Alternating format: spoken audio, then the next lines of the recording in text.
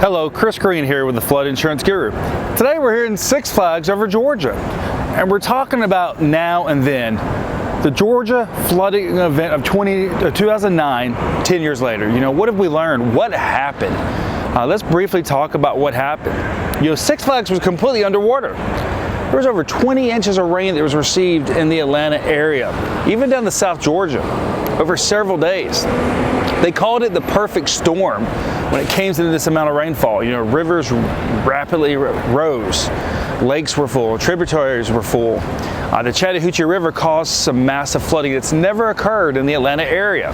As we mentioned, Six Flags here was completely underwater.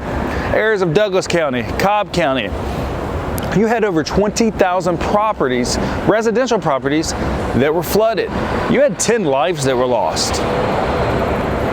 Now, why were these lives lost? Well, 8 out of the 10 lives were lost because people who were driving over flooded roads. The other 2 were lost as a result of floodwaters coming into the home and not evacuating in time. So these are some of the things that impacted it. It was over $500 million in damage. So, you know, why did this event occur? You know, what have we learned 10 years later? Well, as I said, one of the reasons this occurred, it was the perfect storm when it came to the amount of rainfall. But you know, what have we learned is a lot of areas in Douglas County, Cobb County, cities of Austell, Georgia, a lot of these areas actually had properties that FEMA bought back through the Hazard Mitigation Grant Program. And the reason for this is they realized a lot of these areas were either repeat flood losses or they were going to be. So part of the program that was put in place because of the Presidential Disaster Declaration was the mitigation program that really helped. And that's really helped minimize flood losses 10 years later.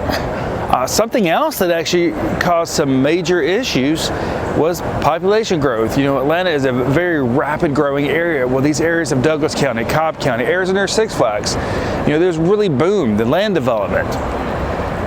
Even here at Six Flags, parking lots caused flooding. Yes, parking lots. You see, the development of all these different parking lots at Six Flags creates issues when it comes to water runoff if they're not done correctly. So that was one of the reasons why Six Flags here was underwater. So these are the things that happened in 2009. Now, we haven't really seen an event like this since 2009, but what happened is a lot of properties were placed in the high-risk flood zones. You know, just recently, some areas of Polk County, Paulding County, here's of Rome, Georgia, they got new flood maps. You know, that this flood that was here at Six Flags went into consideration as part of that historical data.